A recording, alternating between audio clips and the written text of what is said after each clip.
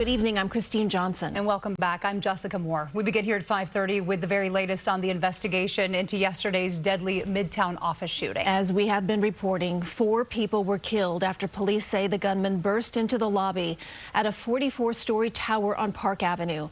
This afternoon, the body of off-duty police officer that was killed in this incident was transferred from the medical examiner's office to a mosque in the Bronx. The NYPD now investigating both here in the city and also in Las Vegas, where the shooter lived. Joining us now to talk more about the shooting and the investigation is Deputy Mayor Kaz Daughtry. Welcome to our studio here at the Broadcast Center. Thank you. Before we talk about the investigation and getting into some of the concerns that are now enveloping the city regarding safety, let's talk about Officer Islam.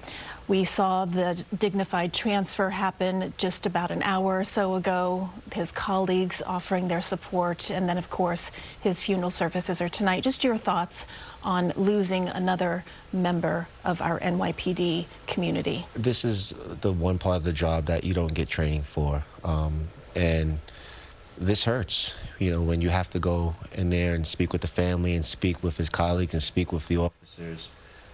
There's really nothing to say. Walking into the room with his father was in one of the rooms in the hospital. His father's only son. His only son. Oh, I'm going to get to that in 1 minute. It's when we went into that room, myself, the mayor, and the police commissioner, and the father just yelling out through a translator that this is my only son. He's in, and it was a little loud in the room, and the translator is talking a little loud to let us know what he's saying. And he just kept holding his chest, and he was saying that he was getting tight, and it was calling for doctors to come in there and assist him. And then he was telling the mayor that he was expecting a baby within a couple of weeks. And, you know, what are we going to do now? What are we going to do now? And it was just like, I got chills going through my whole body just listening to that, and listening to that you know, his dad just, it's the unmanageable that we were watching there. And it's just, what can we say? Yeah. Let's talk a little bit about the investigation. We know the shooter came from Las Vegas, drove 2,500 miles. The mayor has now sent 2 investigative teams there. Walk us through the investigation. What kind of things are they looking for? What kind of coordination are they hoping for? What's happening on the ground there? Well, on the ground yesterday, when the situation was under control, the suspect has been neutralized. That's when the planning starts. So the FBI director in charge, a special agent in charge for the New York division, as long as the HSI teams and the DA teams, the mayor, the commissioner, they were all on the phone with their counterparts, reaching out to the Las Vegas police department and their counterparts in there from their federal partners. And that's when the whole ball is rolling. The mayor, as you just said, sent the 2 NYPD detectives down there to assist with search warrants and also helping out with the investigation down there. So this investigation has just gotten started. It's really the wheels are really turning right now. So we're still preliminary. This is only, you know, a couple of hours old. There's still a lot to be done. Absolutely.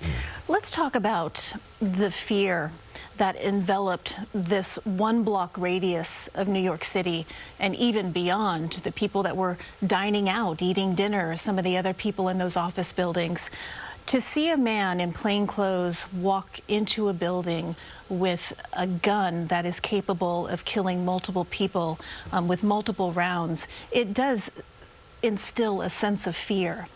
Do you feel as though that we need to take another look at security here in the city, in particular at these big office buildings? I mean, and that's a very good question. You had everything that you asked for in an office building, right? At this type of setting, you had an NYPD police officer working on his off-duty time as paid detail. You had security personnel inside of the office building. I mean, you had all the elements there. Absolutely. So what else are we missing?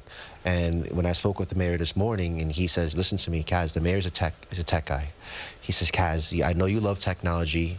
You came up with a nice drone program for the city.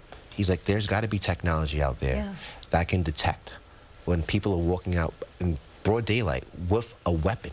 He's like, there's got to be some technology that we can introduce into the city to help these businesses and to help, you know, without NYPD cameras. So I am looking at some of that technology. A lot of the companies have reached out to me, and I have reached out to a couple of companies, and I'm not ready to say where we're at right now, but I have a couple of demos set up for that as well. I mean, the drones are working with subway surfing. There could be a case to be made that they could be used in some capacity here. Just broke some news here. Nobody knows that. So we have, and the mayor has tasked me to come up with, you know, to find a company that's suitable for New York, and that is something that I'm going to do. Well, it's unfortunate that we need that type of technology, but it's good to hear that you are looking into it, and there could be some solutions out there. Yes. Deputy Mayor Kaz Daughtry, we appreciate your time. Thank you for having me. And our thoughts are with the city and also obviously the NYPD. Yes, thank you.